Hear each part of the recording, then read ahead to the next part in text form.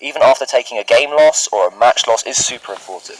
Yeah, it really is because, especially when you're up against the best of the best, you have to be on your A game. If thoughts are in your mind about, maybe doubt for your team, doubt for your moves, doubt for your items, you're just doubting your own play even, that's when you're going to lose, and another top player is going to take advantage of that. They're going to see that kind of doubt in you. They're going to read that fear that you have, and they're just going to fully take advantage of that and just outplay you. So you can't let those thoughts get into your head. Well, Ray, thankfully, we've managed to get a great interview with Jang Won-sok, so we're going to kick it over to Anna Prosser to take it away.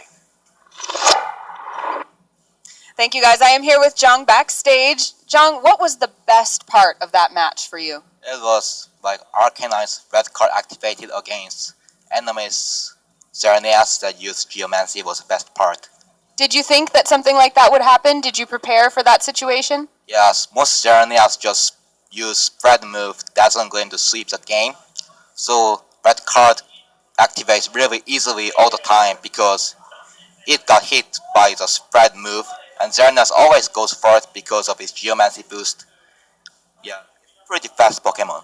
Yeah, something that you have prepared and practiced for. What was your preparation like for this tournament? My preparation was to counter those Groudon teams that most people use because Groudon is so strong in this meta game. So I think beating Groudon is really important factor to win. Did you have other teammates or people in the community that you practiced this with? Yes, I practice with my Korean friends, Won-sok Jung, Seung-won Sa, and other friends like Taesok Ro. Sejun Park helps me too. And are there a lot of people here that you have practiced with that you're playing with now? Yeah, Ji-seok Lee and Jung In-jang is playing as Day 2 player today, and many senior players are playing as Day 2 player too. So do you have high hopes for people from your country and also for yourself here at the tournament? Do you think you can win it? I'll just do my best. I can't afford any wrestles because as long as I did my best. Well, that sounds awesome. Thank you so much for your time. Is there anyone that you want to give a shout out to? I know you already mentioned a lot of your friends. Thank you so much to John Won-sok Minstrel, my good friend. Yeah. Well, thank you very much. Congratulations again. And guys, we'll be right back after this quick break.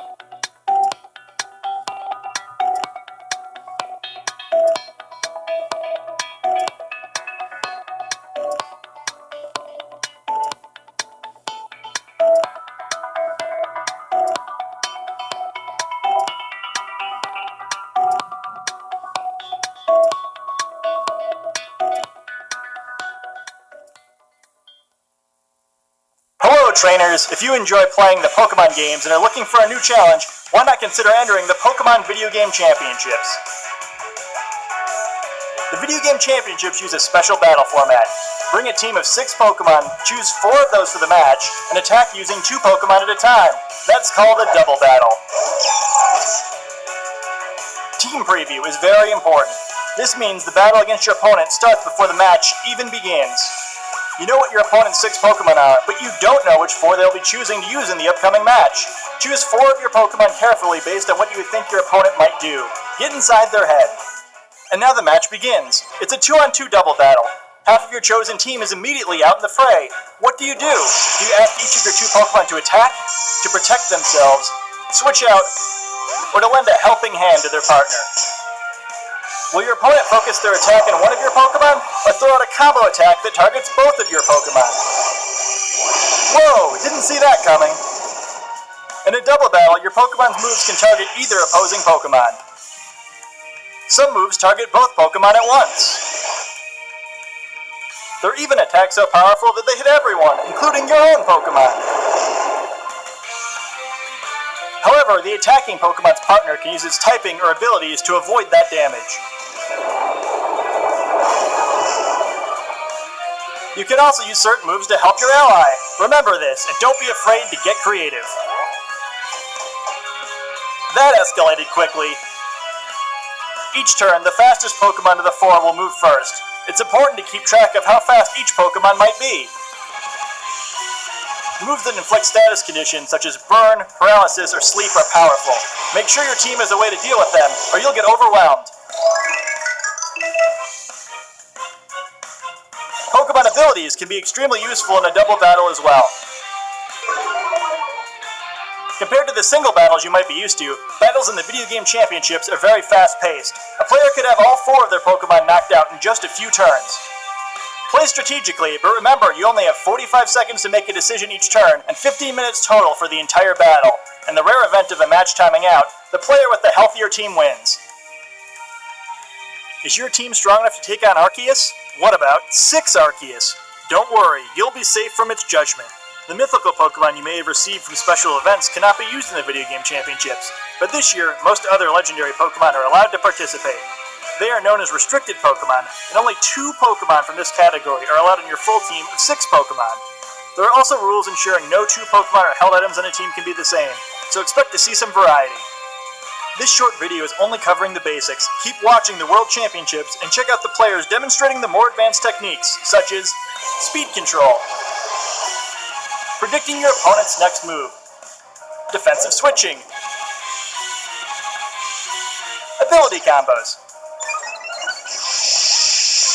Planning a strategic Video Game Championships ready team can take a lot of work, but there are fantastic resources available to help.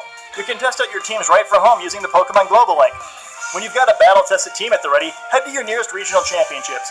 Get more information about tournaments at Pokemon.com/playPokemon or about Pokemon strategy at Pokemon.com/strategy. Good luck!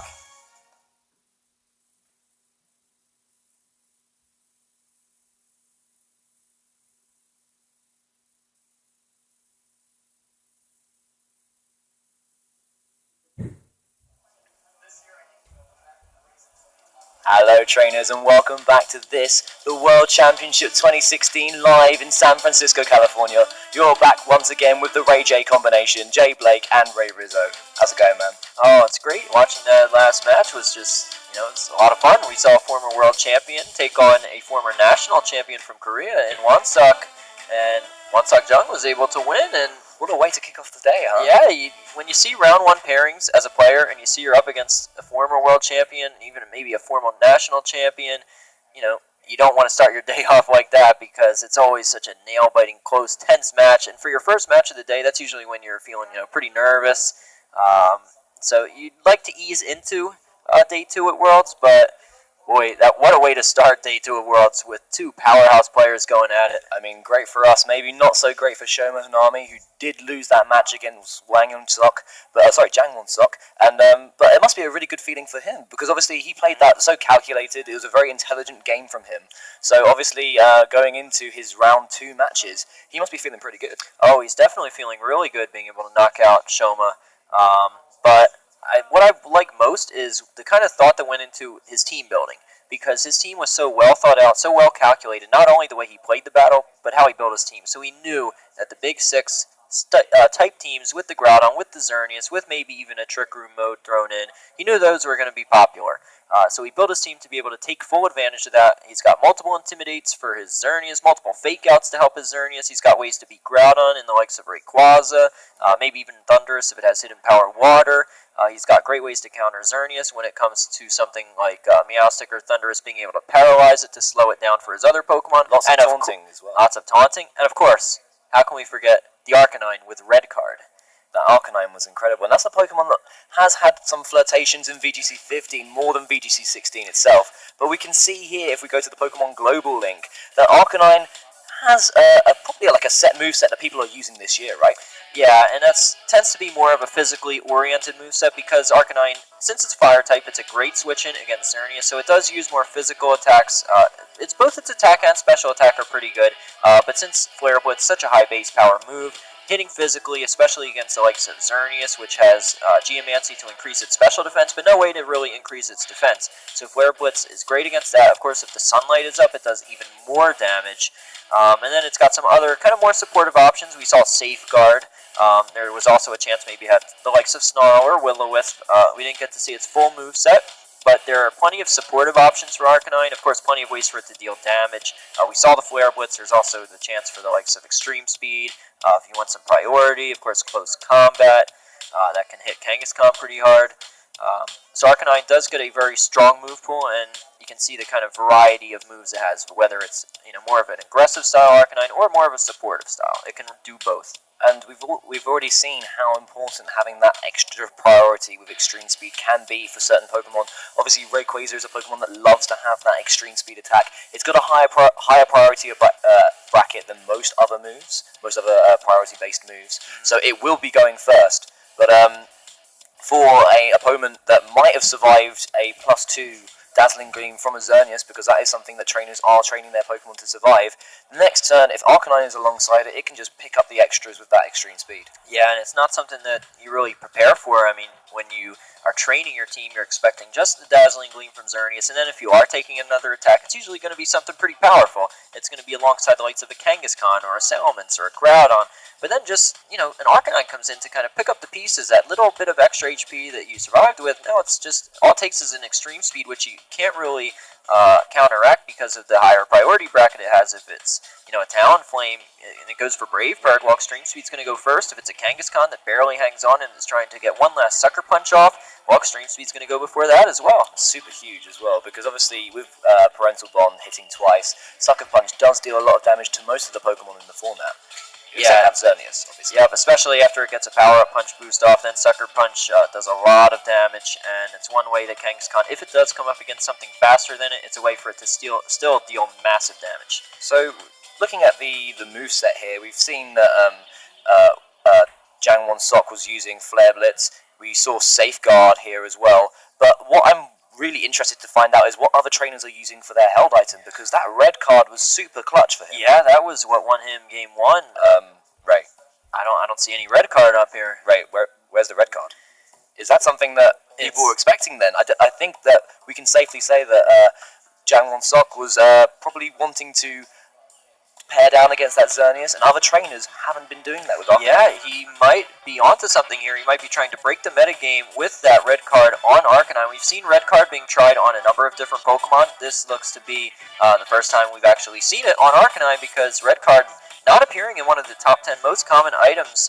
So red card, certainly, to me, it seems like a very viable item. I think it should even be above the likes of a Choice Band, Shuka Berry, Leftovers. I think red card's actually one of the top couple item choices for Arcanine, and I think Wansok Jang felt the same way, and we just saw how devastating it can be if it plays out the way you hope, where you switch it in onto the likes of a Dazzling Gleam from a boosted Xerneas. It's a way to force it out, remove those boosts. Of course, Power Herb will not come back, and you won't be able to get that Geomancy up again, and yeah, really well played. We talked about it yesterday, that sometimes red card can activate when you really don't need it to, or it actually can put you in a worse position than you were originally. And there was a little bit of that in this game where red card activated and Groudon came in and took a Dazzling Gleam from Jangwon Sok's Xerneas, which wasn't the best switch that he could have wanted, but still managed to play around it and really put the pressure on. But, I mean, Arcanine is a Pokemon that previously in other seasons probably has a bit more of a defensive build. There was a really popular Arcanine typing alongside like a Mega Gengar team, a sort of team that would rely on Perish Trap and then a Perish Song and then trapping opponents in with the Shadow Tag ability. And Arcanine really helped out there with Intimidates and Snarl. Yeah, there's not too many defensive Fire-type Pokemon, and Arcanine certainly fills that role thanks to its ability Intimidate. Of course, it's got pretty good stats, both offensively and defensively, and in its move pool, it does get a lot of supportive options, Will-O-Wisp, Safeguard, so it can do a lot despite being also able to do big damage. However, its more damaging moves do hurt itself. Flare Blitz, of course, Recoil goes back to Arcanine. Close Combat lowers its defenses, so you kind of have to find the right build for Arcanine. It's kind of tough trying to mix them together, but it looks like Wansok Jang was able to kind of mix them together perfectly. He had the aggressive Flare Blitz, but then he also had the more supportive options. Of course, it had Intimidate, it had Safeguard, so he was able to kind of mix it together, and it worked perfectly in that last round. I think one thing that we can talk about as well from Jangwon Sok's team is that this Arcanine doesn't match up too well against two popular Pokemon in this format, Primal Kyogre and Primal Groudon. So it obviously was a very specific Pokemon to use in a certain matchup. Yeah, you're exactly right. So Arcanine does terribly against both Groudon and Kyogre. Against Kyogre, I mean, unless it has Wild Charge, then it can deal some damage to Kyogre, but against Groudon, there's really not a whole lot it can do. It can't burn it, can't really do much damage to it. And it just will get KO'd by Precipice Blades. Of course, Intimidate helps against Groudon, but is that worth the cost of losing your own Arcanine to a Groudon? Sometimes, maybe, but probably not. It's more specifically meant for dealing with other Xerneas, not so much those Primals. However, since it has that Intimidate, it can at least avoid being knocked out in one hit from Groudon, since a lot of times Xerneas is paired with Groudon, so it does have that ability. However, it is not meant to go up against the Primals. It's meant only for that Xerneas, and then maybe a few other matchups like Kangaskhan. If it had Will-O-Wisp, then it could at least hold its own against Kangaskhan, burn it, make Kangaskhan a lot less useful for the rest of the match. But yeah, it's primarily for Xerneas, not for those Primals. So against those dual Primal teams, Wansok Jang is not going to be bringing that Arcanine. So we've seen several different teams now where there is one Pokemon dedicated to this Xerneas matchup. Obviously, the US players really favour, and also some Japanese players as well, really favour that Bronzong for this ability to set up Trick Room if Geomancy is a thing, and also Gyro Ball as well to get some big damage off. We've seen a Moongus being used as well, which has a slightly better matchup against the Primals if it's under Trick Room, because then it can use Grass not to get some big damage off onto both of them. Obviously, it doesn't appreciate taking any Fire-type attacks from Primal Groudon.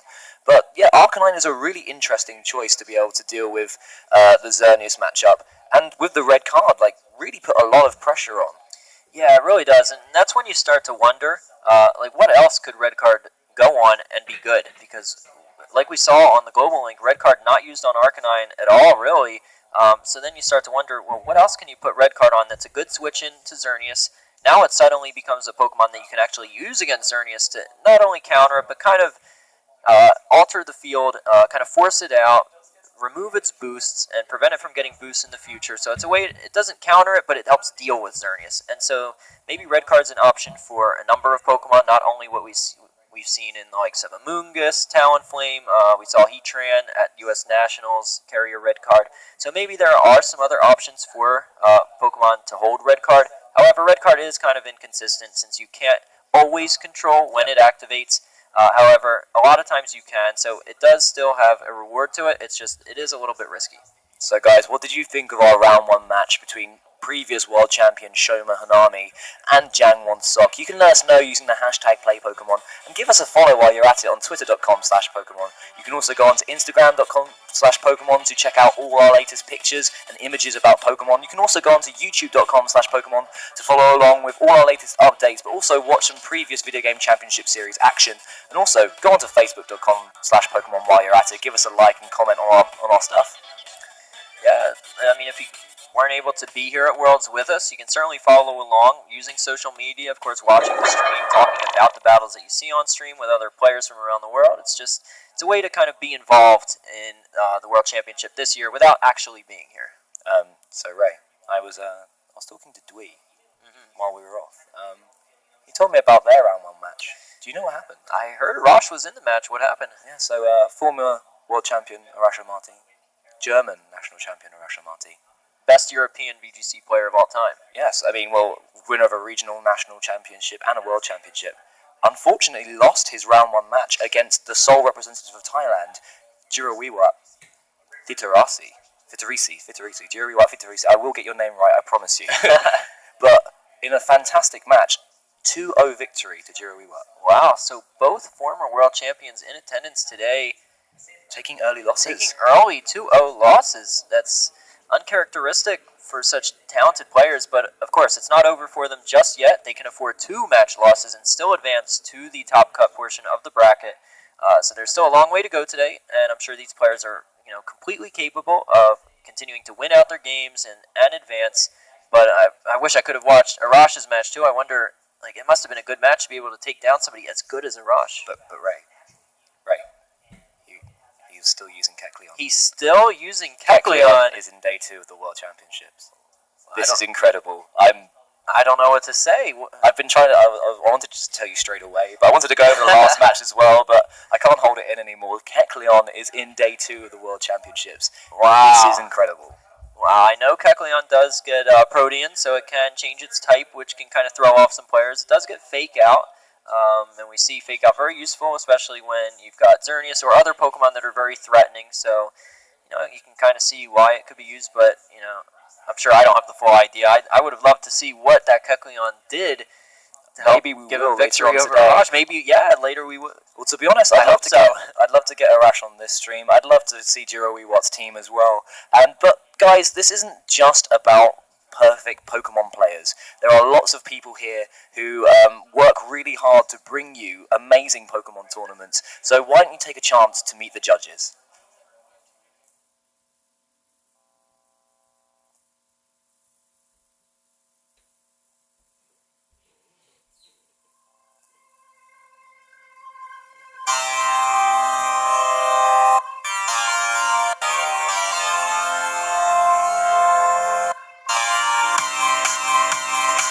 I started playing Pokemon Blue in the fall of 1999, and that's when I got my first trading card game. Almost 20 years ago. I got into Pokemon about 10 years ago. My son wanted to play and there were no local leagues, so I started one up. I enjoy judging because I like seeing everybody have a fair and fun time. Just seeing the joy on people's faces. You get to see all the best decks in action and see how they perform against each other. Over the last several years, I've judged a lot of events. I've lost count, but I've been to very many events. Over 100 events, almost 100 in the last year. A good judge is patient, able to communicate. He is great with kids, is very personable in general. And do everything they can to make the event great for everyone. What I love about Pokemon is the way it crosses age boundaries and cultural boundaries. The players, the parents. It's one of the few places where you can go and everybody's supportive of each other. My favorite Pokemon is Raichu. Golduck, Lucario, Mudkip, Squirtle. Squirtle really got everything started with the Squirtle Squad.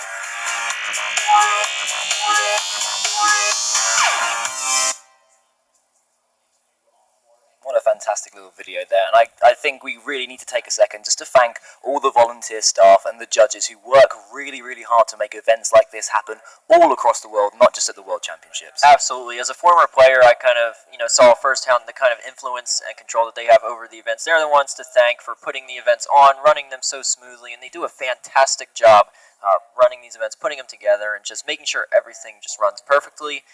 And so, they deserve all the thanks that they get. They should probably get even more thanks than they already do. So, judges, thank you all. Yeah, without them, we wouldn't have the amazing players that we have now. These are the guys that foster our generations moving forward. The masters who played now probably went to leagues run by judges when they were younger or more recently, in fact. So it's incredible to see how much talent can be created by such welcoming and careful fostering by these judges.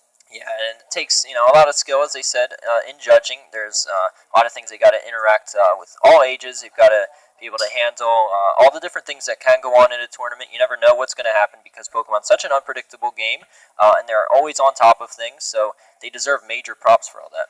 And guys, you could see that a few of them were actually wearing the white lab coat of the Professor program, which is the Pokemon Run Judging Association, and it's a really great thing to have on your resume, especially if you're a Pokemon fan, especially if you're great at the TCG or the video game. So really ask you if you're interested in that sort of thing. The Professor program is a great way to firstly get behind local tournaments and also meet an amazing community of people. Yep, it's just a way to get involved and make sure if you like helping people, this is certainly a way to do that because judges are all about helping people, making sure tournaments are run fairly and smoothly, and they do a fantastic job. So if that's what you're interested in, then the Professor program is absolutely for you. Kecleon's in day 2, Ray. Right. You want to keep talking about that? I don't know if I've got anything else to say about it, Ray, but I talk all day about Kecleon.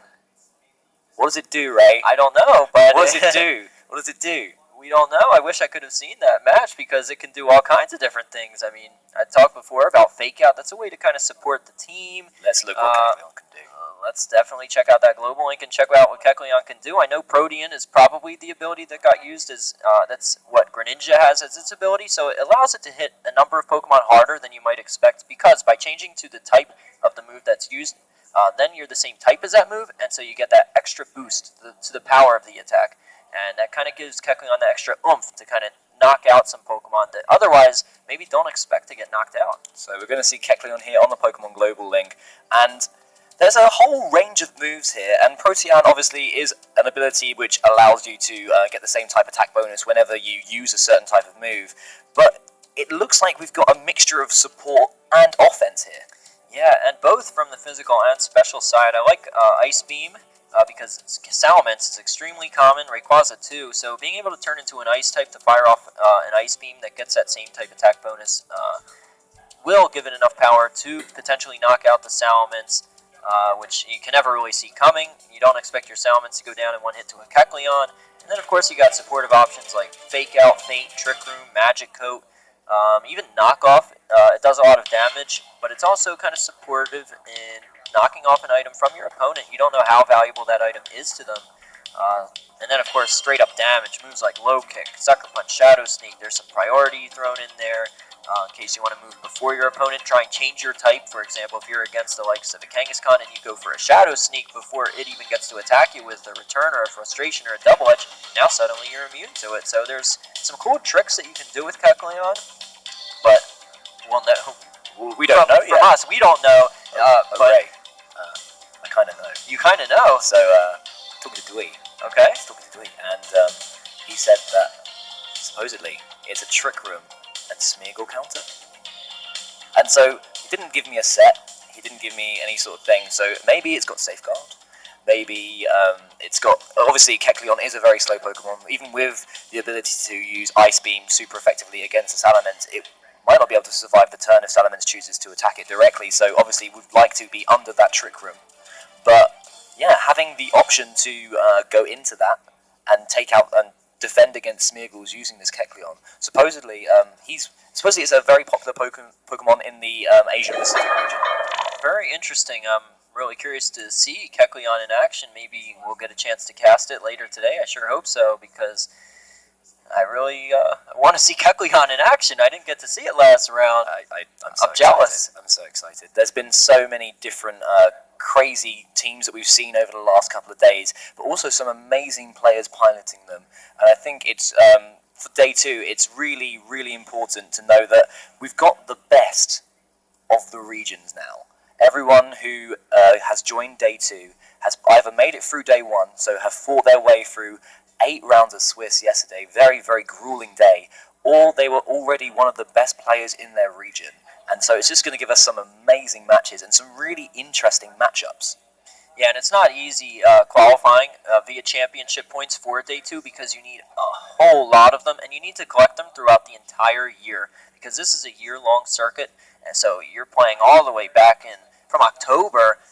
Those championship points are going to count towards qualifying for day 2 here. So these are players who have been just so consistent and performing very, very well throughout the entire year, and that's what got them here.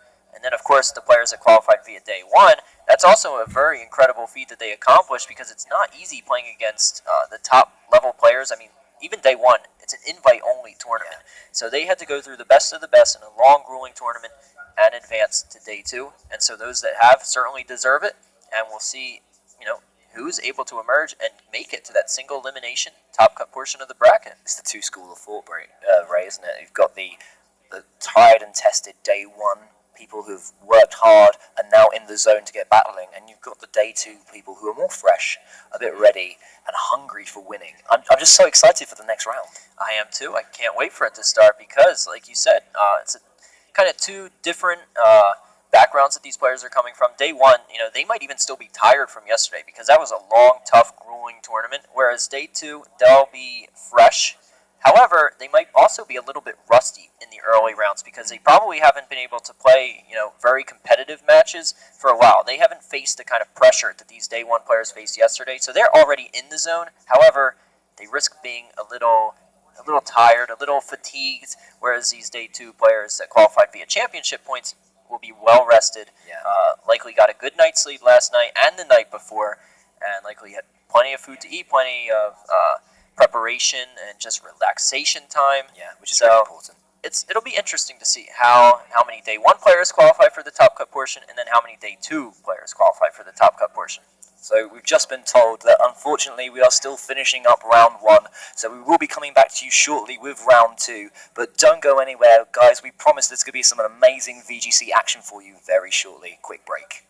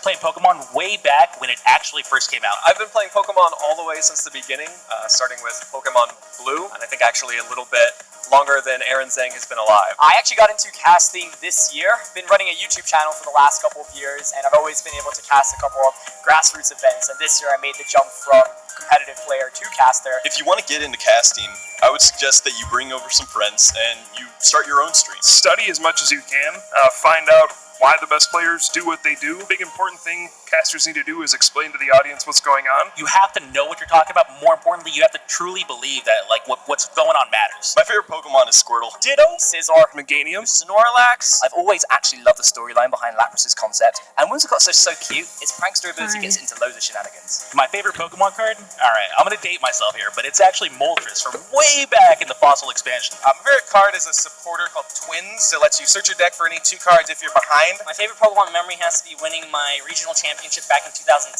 My favorite Pokemon memory has to be when I was invited to become a caster. We didn't even know that casting was going to be a thing. I'd say my favorite part of Pokemon is definitely the community. I think my favorite thing about Pokemon is how it brings people together. Events like the World Championship see people from all over the world coming together to enjoy something that they love. I think what I love most about Pokemon is that it's everything you want it to be.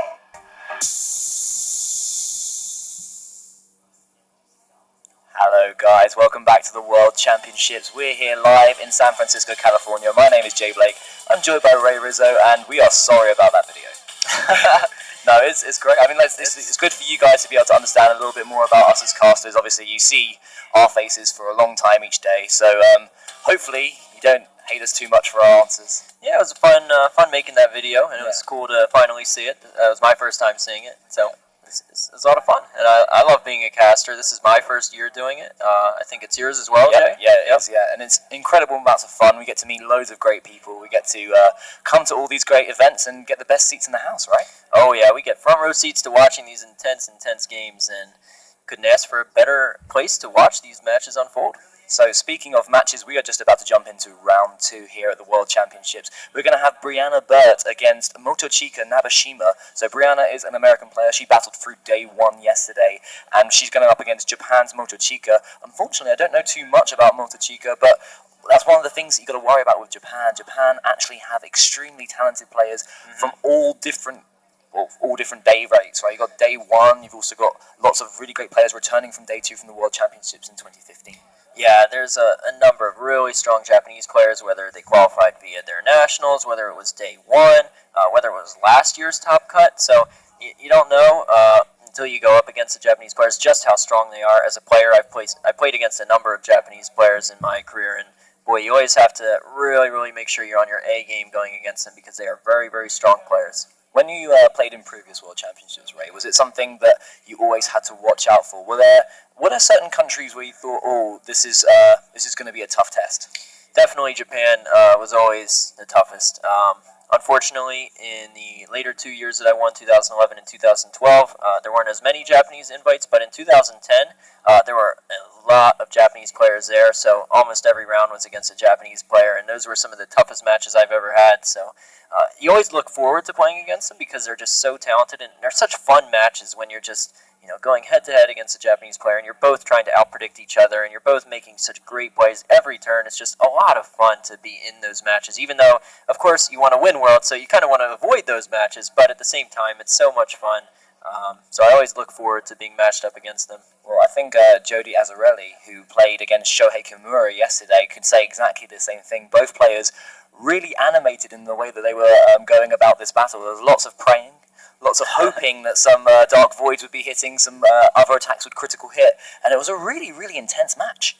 Yeah, I unfortunately didn't get to see it, but Jody, an incredible player. We saw him in the finals of the World Championships in 2014 up against Seijin Park, so he was a fantastic player, but it looks like these players are ready to head into game. I've personally played against Brianna before. Last time we had a rule set like this one was in 2010. I actually played her at U.S. Nationals that year, and she went on to make the top 4 of that tournament, I believe. So she's an incredible player. She's used to this kind of rule set, allowing these restricted Pokemon. So I'm really excited to see how she does in this matchup here. So you can see Brianna on your screen right now, and her team is Suicune, Landorus, Xerneas, Rayquaza, Aegislash, and Crobat. And Motochica's team, who he's on the left-hand side of your screen, is Xerneas, Groudon, Kangaskhan, Salamence, Bronzong, and Smeargle. So pretty much straight big B here. And then we've got a bit more interesting variants from Brianna.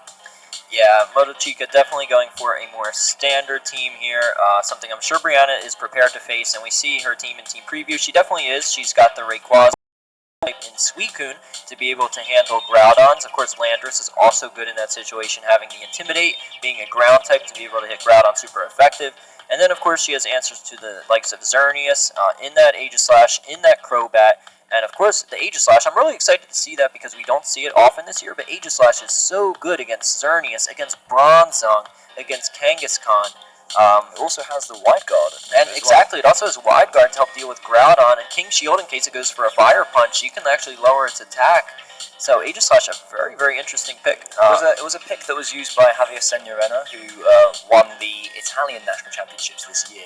So his team was really, really interesting. We spoke a little bit about it yesterday, but yeah, it's surprising that Aegislash hasn't been appearing so much, especially when it dominated so much in 2014. Right, Aegislash has been an amazing Pokemon ever since it's come into existence in X and Y, and I mean, this has been the one year where we haven't seen it, but in the kind of metagame that we have going on right now, where we've got lots of big B type teams or big 6 style teams, Aegislash is just such an effective counter to those types of teams. So, Ray, if you're Brianna, what are you bringing here? I definitely think Aegislash is going to be seen. I imagine Xerneas as well. Crobat, definitely a possibility, but at the same time, you don't want to leave one of your restricteds on the bench, so Rayquaza is certainly an effective choice. But when you're against the likes of a Salamence, against a Bronzong, it's sometimes riskier because Rayquaza can't really, doesn't have a great matchup against those Pokemon. Unless you're carrying the Fire-type move. But there's a lot of moves that Rayquaza wants to carry, right? Yeah, it just gets so many good moves. And Bronzong sometimes has Heat Proof, sometimes has Oka Berry, so even that's not always reliable. Okay, guys, we are now going to jump into round 2 here at the Day 2 of World Championships 2016 in San Francisco, California. Motochica is going to be using Kangaskhan and Bronzong, and Brianna is going to be using that Aegislash and Crobat. Yeah, so this is really interesting because if Kangaskhan does not have Scrappy, then it will not even be able to get a fake out off this turn because Crobat, of course, with Inner Focus, Aegislash being the Ghost type. So Kangaskhan, maybe he wants to go straight for a Double Edge or a Return of Frustration onto that Crobat slot. But Aegislash, such a favorable matchup here. It's great against the Bronzong. It can hit it very hard, and of course Kangaskhan can't really touch it. So there's two forms of speed control that could happen this turn, though. Brianna, if she wanted to, could go for a Tailwind or a Taunt onto that Bronzong, and Bronzong obviously in a very good position to set up Trick Room. Yep, Brianna's in a great spot here. She's in control of what's going to happen this turn 1. So we're going to see Kangaskhan leaving the field, understanding that getting a fake out onto the Aegislash is probably not the best thing to do, and wanting to bring in Primal Groudon instead, which will have a really good matchup against that Steel type. So Primal Groudon hitting the field, setting up the Desolate Land ability, which once again, as I'm sure you know, will actually stop any Water type attacks from hitting and also power up Fire type attacks too. So Crobat is going to go for a Super Fan onto that slot. That is incredible. So leaving it with just half HP. Blade form for Aegislash here. Who's it going to target down? It's probably going to hit into that Bronzong slot with a Shadow Ball. There we go. So, amazing amounts of damage. One hit knockout there. Brianna looking really relieved that her play turned out there. And what a first turn. Yeah, there's a life where Brianna clearly trained that Aegislash to be able to knock out Bronzongs in one hit thanks to that life orb. So Brianna clearly came into this matchup prepared. She built her team to be able to handle exactly this type of team from Motochica, and you know, now it is good information learning that Bronzong is not safe in this matchup against the Aegislash. Yep. So he's not in a good spot here. He's not going to be able to control the speed to get his Groudon, fast enough to deal with the likes of Crobat or some of Brianna's other fast Pokemon like Rayquaza or Xerneas. So what a first turn! Very aggressive first turn from Brianna Burton. Obviously, she saw that the Kangaskhan wasn't in the best position there and thought, just go for it. And she also knew that Aegislash would pick up the KO on the Bronzong, so she didn't want to waste Taunt on it if she knew she would knock it out anyway. Might as well get the damage either on Kangaskhan or whatever comes in. And especially seeing as she can still throw out another Super Fang now onto this Xerneas to get it down to half HP if she wants to, or match with a Tailwind. so that if it gets a Geomancy boost up, that she doesn't have to worry about it outspeeding. Right, that'll depend on what she has in the back. If she has a Pokemon to take advantage of that Tailwind, something like a Rayquaza, where if it's faster than Xerneas, it can do enough damage to it to be able to pick up KOs if Xerneas gets low enough. Before it would actually get knocked out by Xerneas' own Dazzling Gleam or Moonblast. So it's a way to kind of counteract a potential Geomancy, while Super Fang just does so much damage to it. But of course, Aegislash, it is vulnerable here. Oh yes. So Groudon could knock it out very easily. So when it's in Blade form, obviously Aegislash's attack and special attack increasing, well, becoming very, very strong when it's in defense form. It's defense and special defense taking that role instead. So Aegislash not liking its position here. We are going to see it go into the shield form now. It's going to be using King Shield. So King Shield, a really good choice in case Groudon wanted to use Fire Punch. So we're going to see the King Shield. Is Groudon going to attack into it though? Crobat instead is going to use that Tailwind just to stop any sort of speed boost that Xerneas would get from a Geomancy. Wow, a Moonblast and an Earth Power into that Aegislash slot. So really great turn again from Brianna. Yeah, I'm really wondering though what Motochica was going for that turn. I'm not sure why the Moonblast was necessary into that Aegislash slot. Maybe he predicted a Rayquaza to come in there rather than a King Shield. That's all I can really think of. But at the same time, I mean, that was a free turn to get a Geomancy up. Sure, Crobat Tailwinded, but at least then, you know, now, like, you at least have an increase in special defense and special attack to be able to do damage. And there could be a big Flash Cannon coming out from Aegislash here if it manages to outspeed Xerneas. Yeah, and even then, Xerneas just not in a good spot here. It's not good against either of these two Pokemon, especially not when it's gonna. He doesn't have the Geomancy up. Tailwind's already up for Brianna, so he's not going to be very fast. Just not a good spot for Motochica here. So we've already got Groudon suffering from a Super Fang, half HP now. It's gonna protect itself, doesn't want to take any more damage this turn. What will Crobat do here? Is it going to be a Super Fang onto that Xerneas, taking it down to half HP as well? Are we going to see the Flash Cannon going into that slot as well? So Aegislash going into Blade form. Are we going to see the Flash Cannon? Nope. It goes into the Protect there, Shadow Ball into the Protect, and we're going to see a Dazzling Gleam come out here. It's not going to do too much damage to the Aegislash, even with its weakness, because it's even with its Blade form, because it is resistant to the Fairy type attacks, and so is Crobat. Yeah, not really a whole lot of damage there. Brianna ended up, you know, on the good end of that turn. She got Xerneas' HP down to about half. Didn't really take much damage in return. Crobat hardly took anything from that Dazzling Gleam. Xerneas still not set up or anything. Groudon just spent a turn protecting, trying to stall out this Tailwind. So Brianna is still in a good position. And again, these are her two unrestricted Pokemon. Putting in all this work. She has yet to even use one of her restricted Pokemon. So she's got to be feeling really confident about her position. She's giving Motochica all this trouble with just a simple Crobat and Aegislash. She could Super Fang the Xerneas here and then Shadow Ball the Groudon to pick up the knockout and save it for an extreme speed range for Rayquaza, but she doesn't. She goes for Super Fang onto that Groudon slot and a Flash Cannon onto it as well, which will pick up the knockout. So that's one restricted legendary Pokemon down for Motochica. So he is now down to two Pokemon left here, and we've only seen two Pokemon from Brianna Burt. Yeah, she's been giving Motochica all kinds. Finally, the Geomancy gets set up for this Xerneas, and Tailwind will be ending soon. So maybe this will mark a turning point for Motochica, but he's got to take down 4 Pokemon. Yep, but you know, when there's a Geomancy, there's a way. And we've seen some pretty crazy comebacks from a boosted Xerneas before. Yep, that is definitely true. There's a lot of ways Xerneas can come back because the amount of damage it outputs after the Geomancy is just insane, especially when paired with a partner Pokemon that can support it properly. We'll see what Motochica brings in here. It should be that Kangaskhan, right? I believe so, yeah, because he switched it out for that Groudon. Kangaskhan, not really a great support in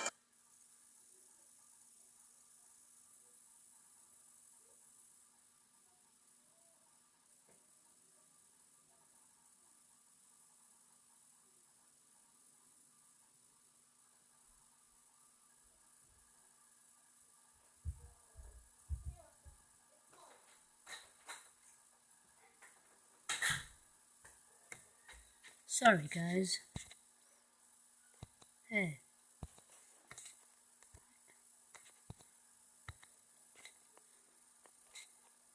I'll just pause it.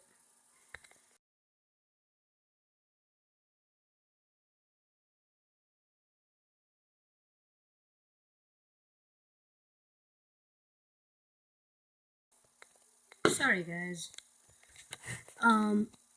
I'll just pause the stream because this is really weird.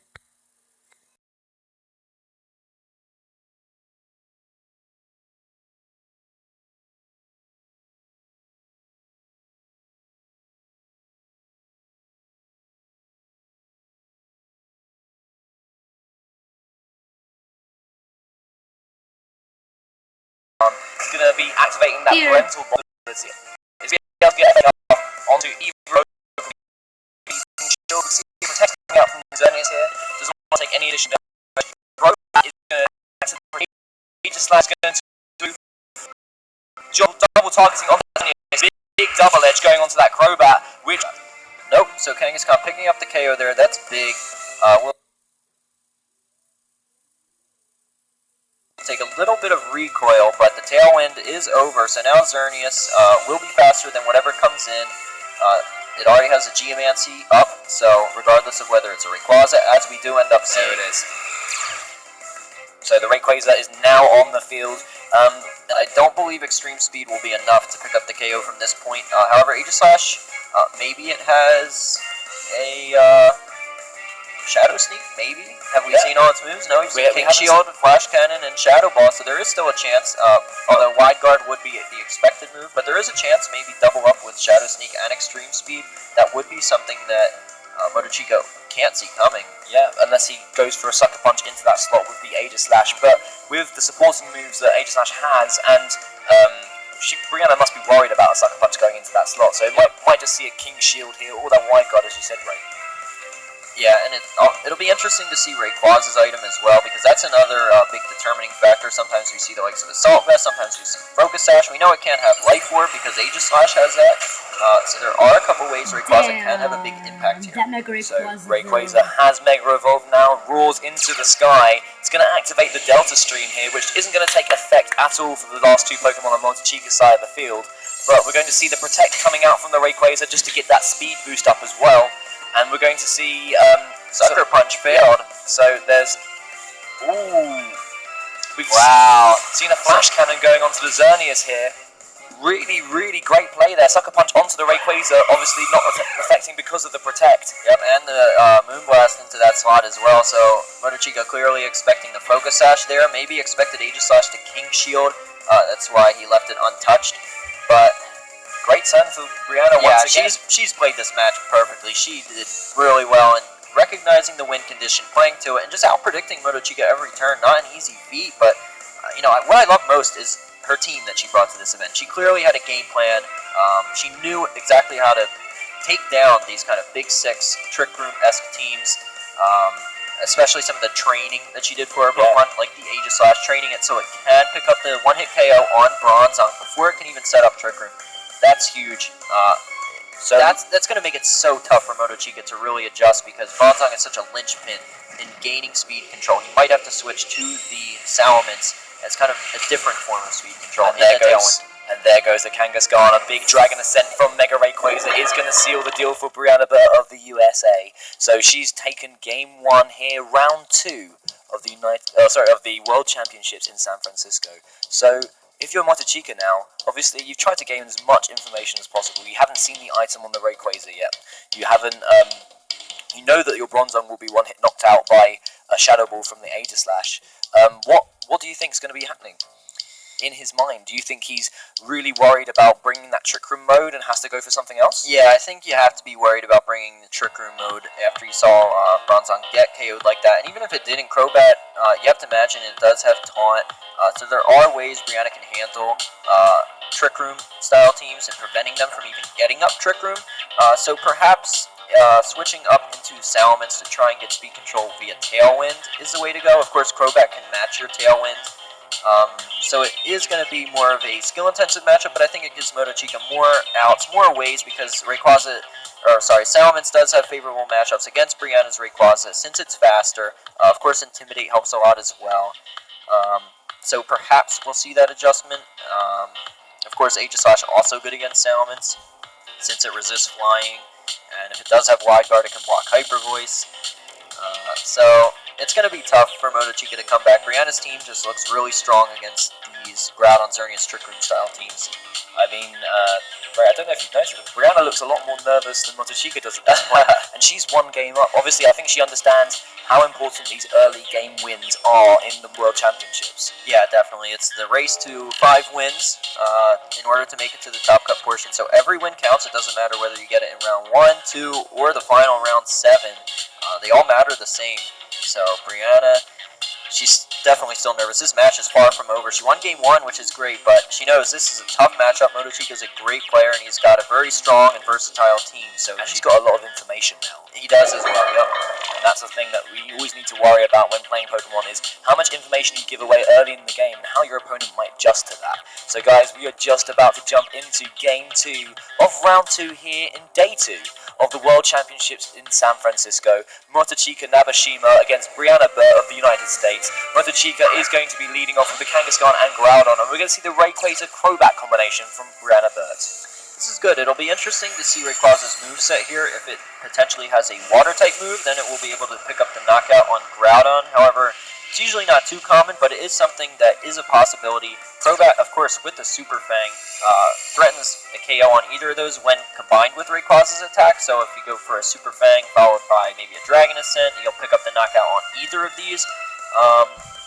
And of course, Crobat can't be faked out here, so maybe Brianna goes to protect the Rayquaza if it has a Focus Sash. Don't let it be faked out and have the Focus Sash broken. Maybe go for a Tailwind would be interesting on the Crobat, but you don't really need the Tailwind right now. So maybe go for a straight-up Super Fang onto one of these 2 targets, and then have the Rayquaza, which will be faster next turn, threaten a KO onto that slot, and then have Crobat go for the Super Fang on the other full HP slot the following turn. If you're Brianna, which one do you choose? Groudon usually runs Protect. Kangaskhan probably doesn't have the move slot to find it. A lot of trainers actually struggle to be able to put Protect onto their Kangaskhan. So do you protect your Rayquaza and just go straight into the Kangaskhan slot? It depends how comfortable she feels with dealing with the Groudon. She has a Xerneas on her own team, so Groudon will give her problems, but she has the Rayquaza and the Suicune. She might be fine with dealing with Groudon. Maybe she wants to leave it up if she's got Suicune in the back, but only she can know what she brought. Of course, so we see the Mega Evolutions now hitting the field. So Mega Rayquaza has hit the field, activating Delta Stream, which is going to get rid of Desolate Land from Primal Groudon,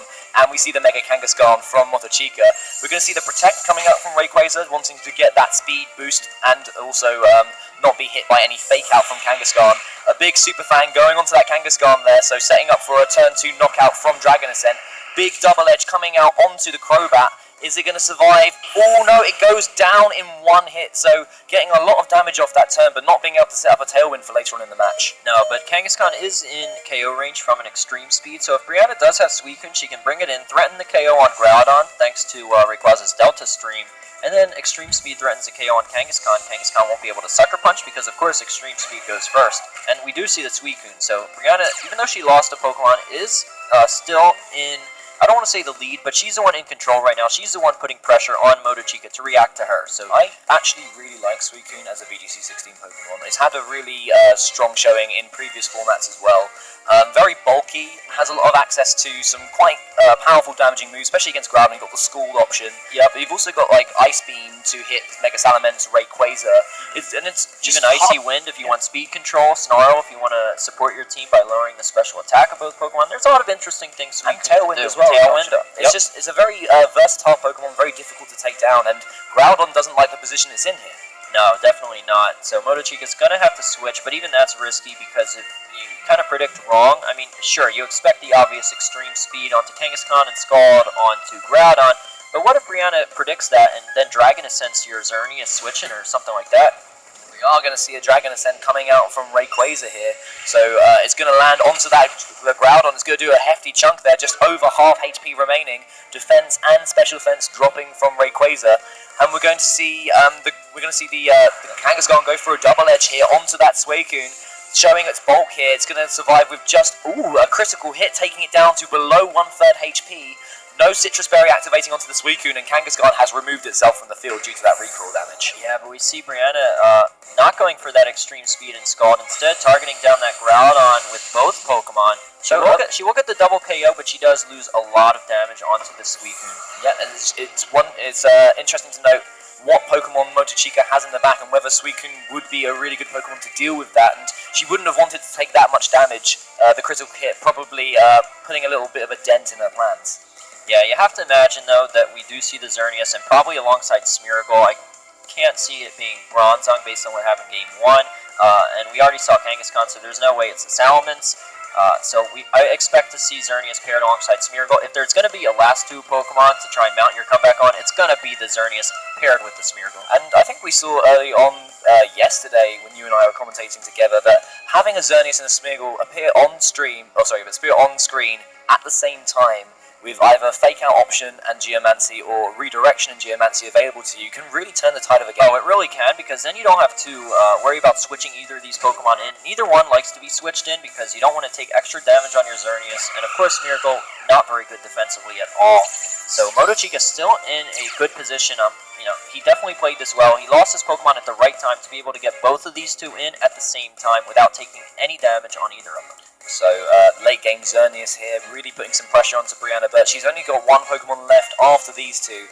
So Suicune, obviously in Dazzling Gleam range here, depending on how she's trained her Pokemon, if it's got some sort of really strong defensive item. But you can imagine that it would go down here, and then if Rayquaza isn't holding a boosting item like Choice Band, then a Focus Sash might get activated. Yeah, Smeargle could also threaten a Fake Out onto Rayquaza, which would not only prevent Rayquaza from attacking, but break that potential Focus Sash. Of course, we don't know if Smeargle has Fake Out. We have seen it a lot this weekend, but Smeargle, since it can learn every move in the game, you want to find room for like 10, 12 different moves, but you only have room for 4. And we do see the Fake Out. So there is the Fake Out going to that Rayquaza slot. If we can see a Dazzling Gleam here, it's going to do a lot of damage. So Suicune instead is actually going to use Icy Wind, which is going to get some chip damage onto both those Pokemon, but more importantly for the Xerneas, it's going to lower its speed. Yep, let's see if Motochiga ended up attacking Rayquaza to knock it out. We're going for the Geomancy, and we see the Geomancy, so he's in prime position to sweep right here. His Xerneas will still be faster than the Rayquaza after that Icy Wind, thanks to the Geomancy. Yeah, so Brianna looking a little nervous here, but saying that she's been looking nervous for a while now. But it is a big set of turns towards the end of this game, and it's anyone's game, really. We don't know what... do we know what Pokemon Brianna has in the back? No, I don't believe so, but there we see an accuracy rise for Brianna and evasiveness down. Pretty much an irrelevant boost here because Smeargle, it's in KO range here. Yep. I have to imagine it's going to be knocked out pretty easily. And of course, the Xerneas there, that's the threat. And that threatens a double knockout on both, so Smeargle won't really get to do anything. If Brianna's Pokemon are around, they'll just get hit by the Dazzling Gleam. It'll be a double KO. There's not really anything to Dark Void, unless, maybe something switches in and survives the Dazzling Gleam, but probably an irrelevant boost. But we've got a big turn coming up for Brianna, but we've got the we've got the Protect coming out from Mega Rayquaza now. So we're going to see the Dazzling Gleam going to hit onto that Suicune. It's going to be knocked out here, so the boost really coming, not really coming in clutch here, but it will eventually when she has to face off again, when Motochiga has to face off against Brianna's last Pokemon. Here's the boosts. Alright, looks like an attack boost, and looks like one of the special, whether it was attack or defense, ended up dropping. So again, largely irrelevant boost for Smeargle, but we do see the Aegislash out. Now this will be interesting because Smeargle did get Icy Winded, so Aegislash may be faster now and be able to get an attack off into that Xerneas slot to knock it out, but maybe then Motochiga decides to protect Xerneas and go for the Dark Void here with Smeargle instead. Of course, Brianna can read that. So at this point, it's very much a mind game. Brianna still absolutely has a chance to win, all thanks to this Aegislash.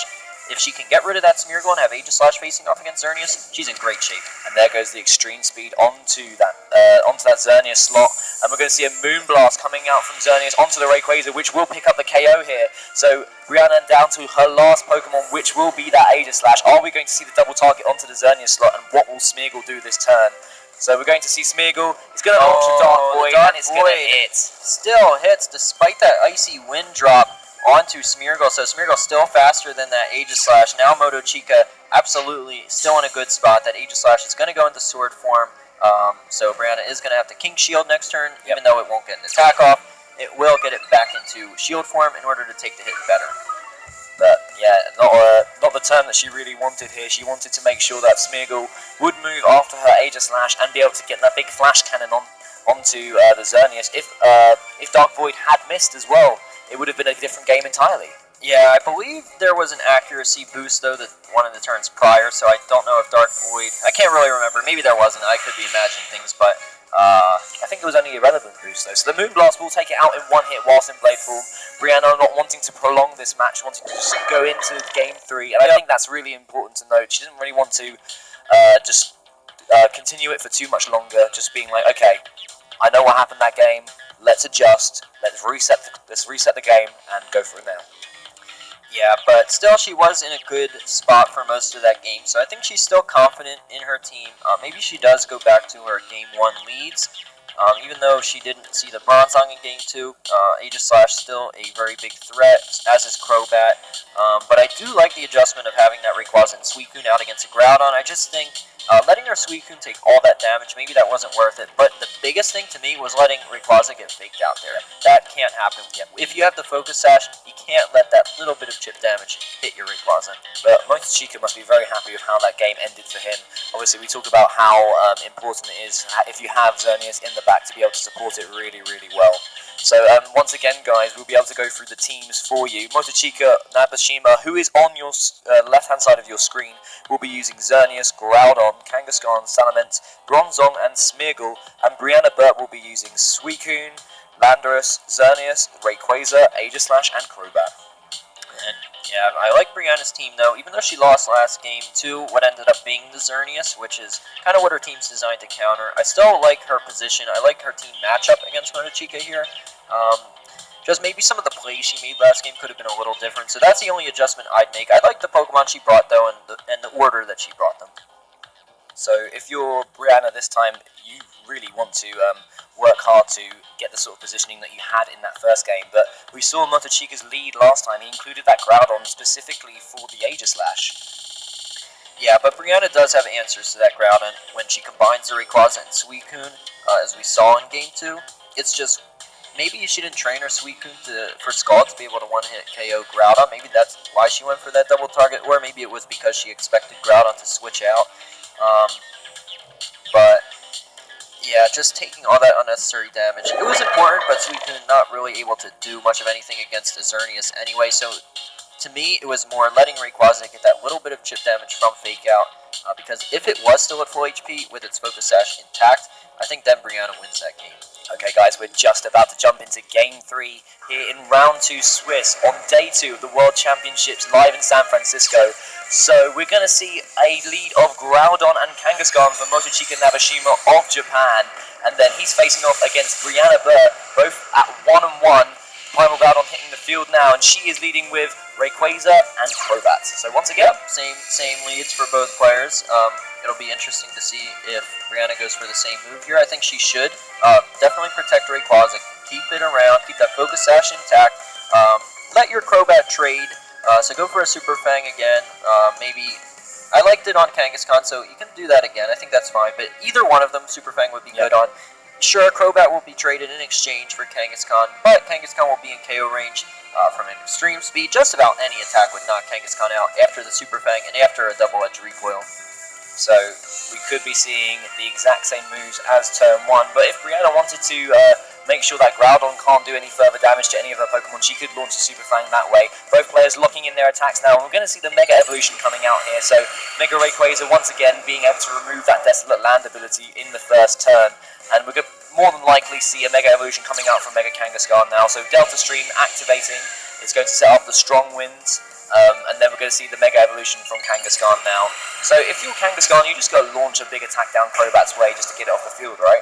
Yeah, unless Motochika doesn't want to knock Crobat out and let Suicune come in for free as we saw last game and take all that recoil damage. Maybe he doesn't want to do that. So we see the Protect from Rayquaza, see attacks going into Rayquaza as well, so there was a Fake Out onto Rayquaza there. We're going to see a Super Fang onto Groudon, so mixing things up from last time, and a big Fire Punch from Groudon is going to go onto Crobat. It's going to leave it with about a third of its HP left, so changing things up in this first turn.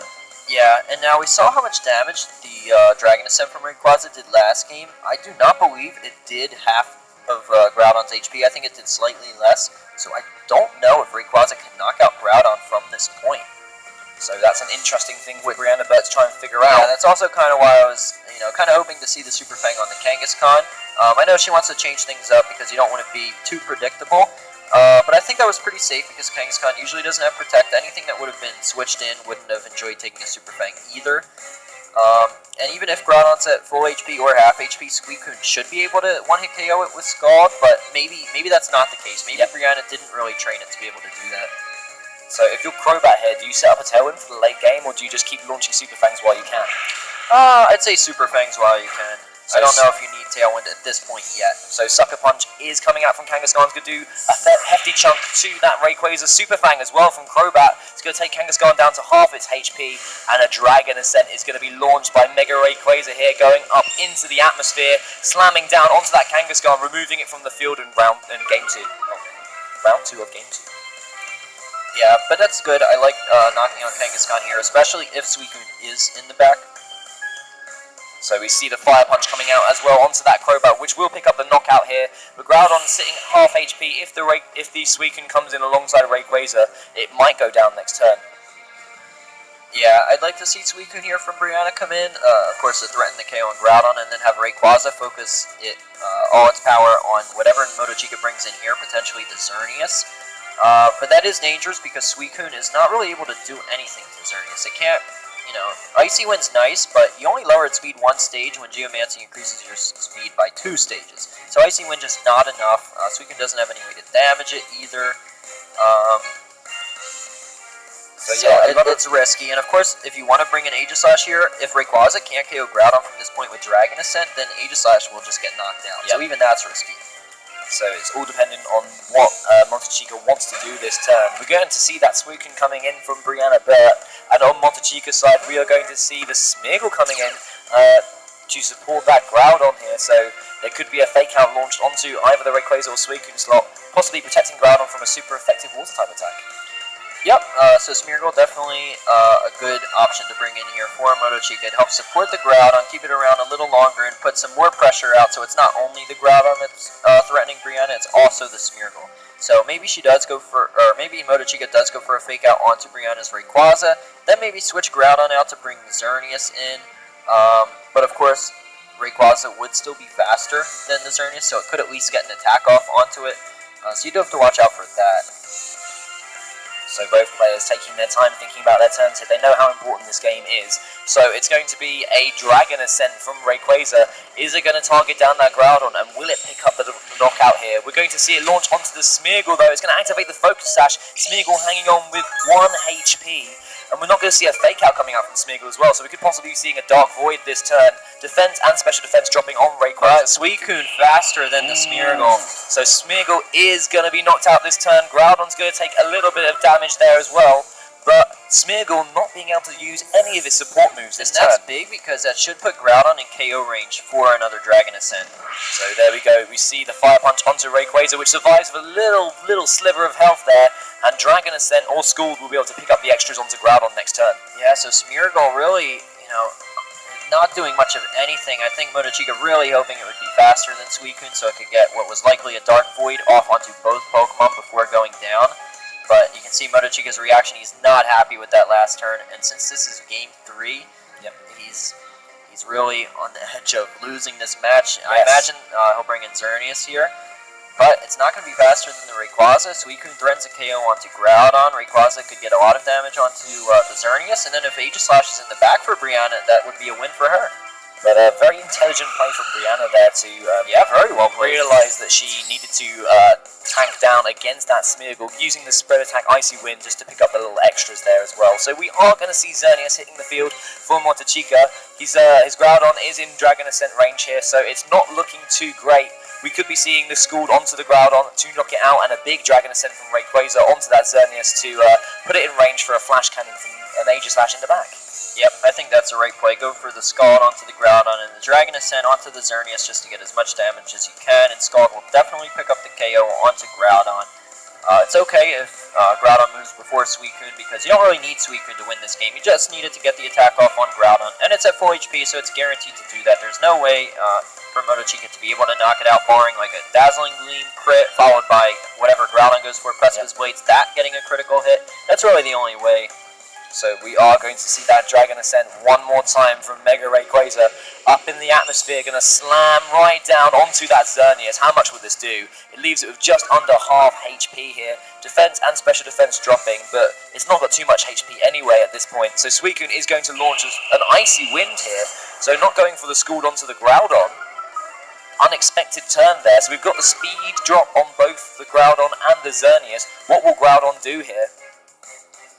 Now we're going to see the Geomancy from the Xerneas, so Xerneas moving after the Suicune there, so good information for how this Xerneas is built. We've got the Geomancy going up now, special attack increasing, special defense and speed, but not the turn you expected from Brianna. No, I expected Scald onto that ground to pick up the KO, but looks like Brianna preferred just getting some Icy Wind and speed lowering onto Motochica's Pokemon. Maybe she thought that getting rid of the speed would help her Aegislash out in future turns. Didn't realise that she could go for the Scald directly to get rid of the Groudon and have a potential 2-on-1. Maybe, but I think the Scald I think that was the play here. She's still in a fine spot. However, if Xerneas is able to KO Suicune with a Moonblast, then Groudon, well, its speed is too low, so Aegislash can still knock out Groudon, so Brianna should still win. I don't see any way she can lose this match, since Aegislash is, it's going to be faster than Groudon, so she can knock that out, and then the following turn knock out Xerneas, and that's only in the worst case scenario, because I don't think a Moonblast will knock out the Suicune. Still a very intelligent play by Brianna. She knew which Pokemon she needed to bring to win this matchup. Yeah, she brought the right Pokemon that she needed, so very well played. We've got the Protect coming out from Xerneas on Motochica Nabashima's side of the field, and we're going to see a double Protect here, so he just wants to scout out what's going to happen. Put Aegislash in a bit of a trouble if it goes into Blade form, so Brianna is going to have to spend a turn to put it back into defense form, which allows Motochica the turn to attack into that Suicune slot as well. Yep, exactly. So that was a good turn for Motochica, just forcing Aegislash into Sword form, try and maybe get Brianna to make a mistake, maybe get her to attack with Aegislash while it's in Sword form, so that way the Xerneas can pick up a knockout. That's really all Motochica can hope for, because Brianna should be able to clean up this game, unless she makes a mistake here. But Motochica certainly forcing that, because having an Aegislash and trying to make sure it's in the proper form at the proper time, that is always difficult in these high-pressure moments. Yeah, and Aegislash is a Pokemon that really relies on its positioning. It has really big damage output when it's in Blade form, but when it's in Shield form, its defenses are much better. It doesn't want to be knocked out easily, so we're going to see a King Shield here. Aegislash is going to throw up that shield. If it gets a Fire Punch, Groudon's attack will go down, but we're seeing another Protect. Gets a Protect, another Protect. Wow, really, really, really clutch Protect there from Groudon. We're going to see Xerneas Moonblasting onto the Suicune here. It's going to pick up a critical hit. Oh, Brianna is so disappointed there. What a turn for Motochica, really, really playing to his outs there. Yeah, but it's not over yet. It depends how much Xerneas does to Aegislash. If it does less than 50% with a Moonblast, Aegislash should be faster than Groudon and be able to pick up the KO there. And then if Life Orb still puts it in a range to be able to take another Moonblast, then she can King Shield and then go for an attack the following turn. So it's not over just yet. Really tense few turns going into the end of this round 2 match here at the World Championships live in San Francisco. So yeah, we've got to see how much damage this Moonblast will be able to do to Brianna Burt's Aegislash. And both players now really, really hoping that this is going to be it for them. So the Moonblast onto the Aegislash. Will it take it down below half? Oh, it's going to be real close. So we're going to see Aegislash here going into Blade form. We're going to see a Shadow Ball onto that Groudon. So Groudon will be going down this turn. You can imagine Life Orb. Whoa, this is going to be close. So Aegislash now below half HP. Will be able to survive a boosted Moonblast from this Xerneas. With that Life Orb recoil, it might knock itself out as well. Yeah, that's always a thing to worry about, which means that Motochica would win the match. Yeah, so this is going to be really close. I think Motochica does have the damage to pull this off, though. So we see the King Shield coming out from Brianna Burt. This turn is going to be a wasted turn, but next turn we will decide who will win this match. First, so both players currently at a win record of 1-0. This will be the first loss for either Motochica or Brianna, so it's not too bad. They've already got a good win record in the round 1. Motochica looking to hope to get the knockout here, and we're going to see it knock out the Aegislash in the hit there. Brianna, very disappointed there, but congratulations to Motochika. He really saw how to make that work for him.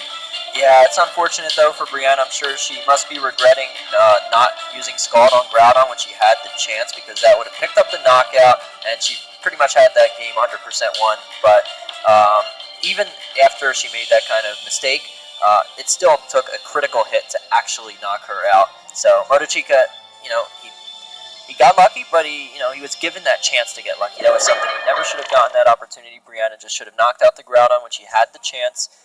But boy, what intense match to watch. That was so close. Game 3 at the very end. That was a really, really well played series. It was a bit of a nail biter, wasn't it? Brianna had the game plan. You could see that she had the game plan in mind, and that one turn, it just flipped on a dime, right? I mean, towards the end, it could have been anyone's game, and then all of a sudden, it just swung directly into Motochika's favor. Yep, and that was all because of Xerneas being able to get up the Geomancy when needed, and just it proved to be too much. The amount of damage it could do, just Brianna couldn't handle it. The Suicune, the critical hit, that was enough to knock it out. Yeah, I really liked Brianna's team. I thought Brianna's team was really great, but you cannot. I don't think you can really overstate the fact that these Xerneas Groudon teams, the more traditional Big Six core, maybe with the Bronzong element as well, are really, really consistent. Yeah, they are. They have so many different ways to come back in matches. They have a lot of versatility, a lot of different things they can do. They don't have to go for the Trick Room mode, which we saw Motochika go for in Game 1, but then he in an attempt to bring Bronzong and set up Trick Room again the entire rest of the match, and that was the adjustment he needed to make. That's what we were saying during Game 1. He made that adjustment, and he was able to win. Yeah, and the Life Orb on the Aegislash there, coming in really clutch for taking out that Bronzong in one hit. That's something that obviously Brianna had factored into her game plan going into this tournament. Yep. But kind of proving a little bit of a Exactly. downfall. Then we saw in Game 3 that was the downfall, causing Aegislash to go down and give Motochika that Game 3 win. So kind of a double-edged sword. You get that extra boost of power, enough to knock out the Bronzong, but then that recoil damage, it just puts that extra little bit of damage onto you. Not enough to survive a Geomancy Xerneas Moonblast. Was the double-edged sword pun intentional? It was absolutely intentional. This is why Ray is one of the best commentators in the world. Alright, let's not go too far. I've already said that You're sitting here next to me. Oh, thank you. But we've already said that Dwee is probably one of the best commentators in the world because he keeps asking us to. So that's a thing. But guys, that was a really, really exciting round 2 match, and we've got so many more matches coming up for you. Once again, we've got 7 rounds of Swiss here before we go into the top cut element, which will be single elimination. So obviously both these players have a 1 win, and now Brianna Burt has 1 loss as well. So unfortunate for her, but still lots and lots of time to be able to move through to the tournament and hopefully pick up that move into single elimination. Yeah, so Brianna not eliminated yet. She does have a loss early, but still 5 more rounds to go. Plenty of room to kind of get some wins, get some momentum back, and hopefully make it into the top cut portion of the bracket. And Motochika, he's still looking really good. He's 2-0, has yet to lose, so he's in very good shape for advancing to the single elimination portion. I don't think Brianna will actually be too disappointed in how she played there. She played it very well. It was maybe just one turn of an unplanned move or something that she wasn't really expecting to happen, and that cost her the game. But at the same time, she had a game plan in mind. She played very intelligently in how she'd handled the team preview part of the game. So there's still lots of hope for her. Yeah, definitely.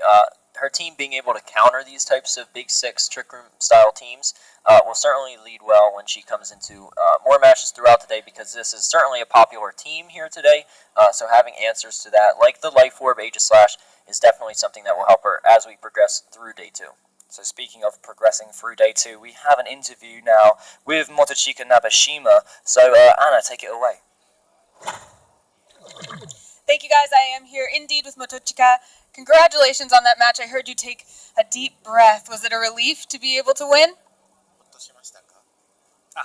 はい、ほっとしました。緊張しました。Yes, I was very nervous, but now, yeah, I'm very relieved. Now, from your point of view, where you were sitting, tell us what were the most defining moments in that match? その試合でこう決まった点は何でしたか？最後の、スイ君へのムーンフォース急所です。So at the end with Suicune, when I hit him with my Geomancy, sorry, I don't know the actual word. The And coming into this, I'm sure you put a lot of preparation into your team. Did this match hit on things that you were very well prepared for, or were there any surprises? なんか準備した、練習で、これは想定通りでしたか、あるいはびっくりありましたか？想定通りではなかった。かなり厳しい相手でした。It wasn't what I expected. He was a very difficult opponent, challenging opponent. A lot of people are watching this stream in order to learn how to play better. And knowing that you came into this and found some things that were unexpected, what advice would you have for someone to make sure that they react to unexpected surprises as well as you did? この試合でいろいろびっくりありまして、で強くなりたい人に対してこれで学んだことはありますか？教えていただければお願いします。厳しい相手の時でも諦めずに最後まで勝ち筋を探していく。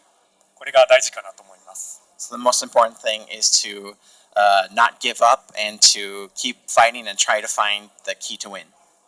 Well, that sounds very good. Now, on the other side, aside from the reactions that you must have in the match, preparing your team is very important. What's your favorite part of your team? What makes it the best? チームの準備はとても大事で、あなたのチームで一番気に入っているところは何ですか？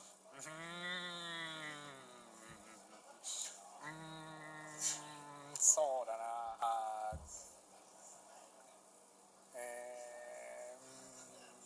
何が気に入ってる？ドーブル。Smurgle. And why is that? Why is that? なんでですか？いろいろな奇跡を起こしてくれるからです。He creates miracles for me. A miracle worker, huh? He seems to make you very happy as well. Are you having fun here so far in San Francisco? 楽しんでますか？緊張してるけどすごく楽しんでます。Yeah, I'm nervous, but I'm having lots of fun. What's the best part so far of this whole event for you in terms of interacting with people in the community aspect, even outside the games? 他の人たちとかコミュニティの一番気に入っているところは何ですか？この世界大会のポケモン好きな人が世界中から集まってくるこの雰囲気が大好きです。I love the atmosphere here with all the people from around the world that love Pokemon. I do too. Thank you so much for your time. We will let you get back to enjoying that atmosphere. Thank you so much. Thank you. And guys, we will be right back after this quick break.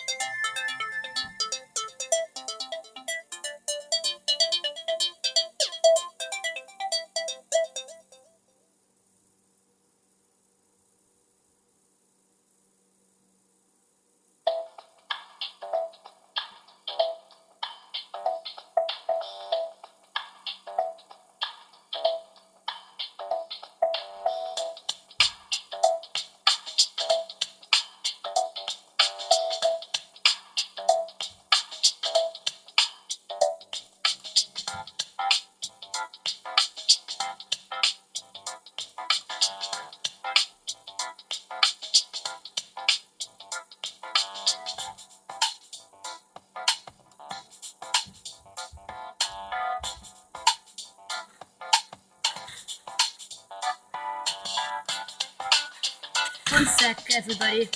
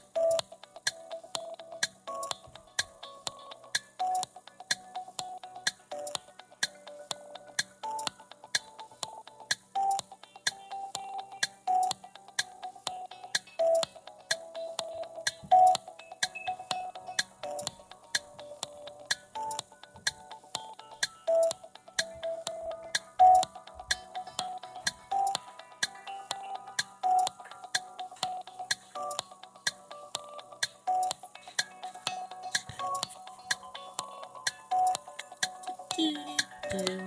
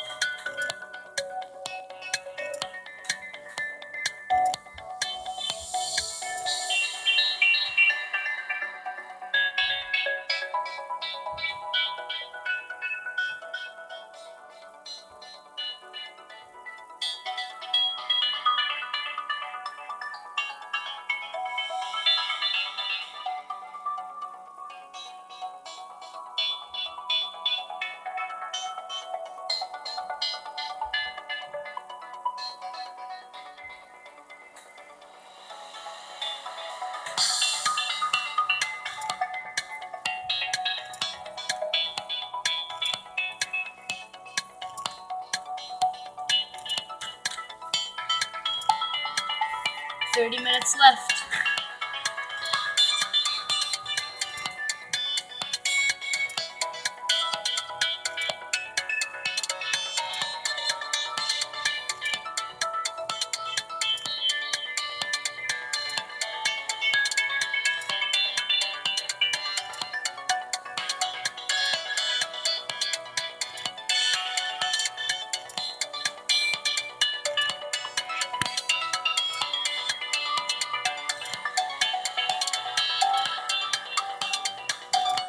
One second, everybody.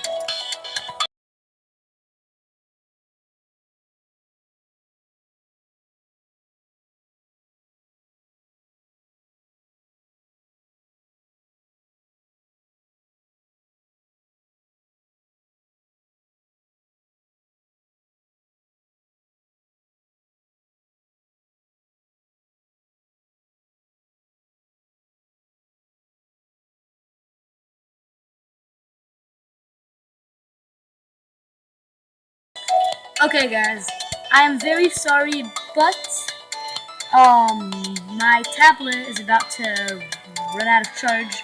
So in 30 minutes, when everything's back up, I'll restart the live stream. Okay? So yeah, be sure to stay in my channel. Like maybe in like 25 minutes. Okay, guys. So thank you guys so much for watching. You guys are all epic. Bye, guys.